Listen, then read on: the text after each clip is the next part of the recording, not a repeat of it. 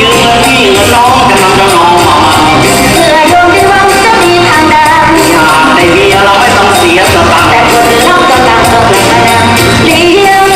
ควาย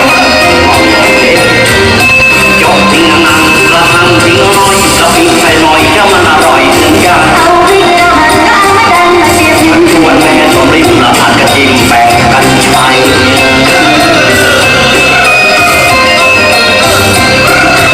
เสียงของไก่เสียงที่ก็ชอบแต่ที่พ่อโอ้ยสุรพลก็ตายสีนวลเป็นไม้ยังนางได้เป็นของคนดังฉันมันก็ลงช่องหยิบยืนพอขอไม่เป็นนักร้องเอาละมันเองคารา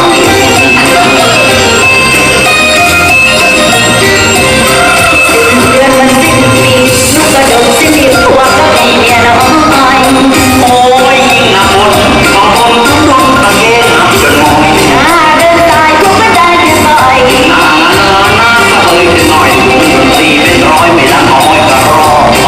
จริงหรือยังคุณพ่อค่ะยกเงินละตังทิ้งน้อยกะปิใส่หน่อยเดี๋ยวมันอร่อยถึงใจเอาดิเจ้าหันหน้ามาดันมาเสียบย้ำอยู่บนแม่ตรงลิ้นผลัดกันยิ้มแบ่งกันใช้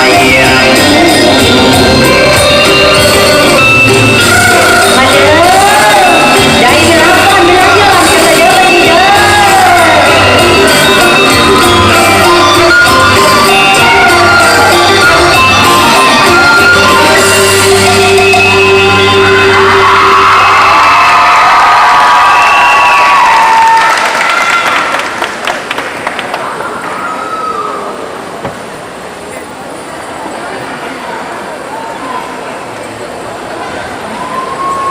我们这一天，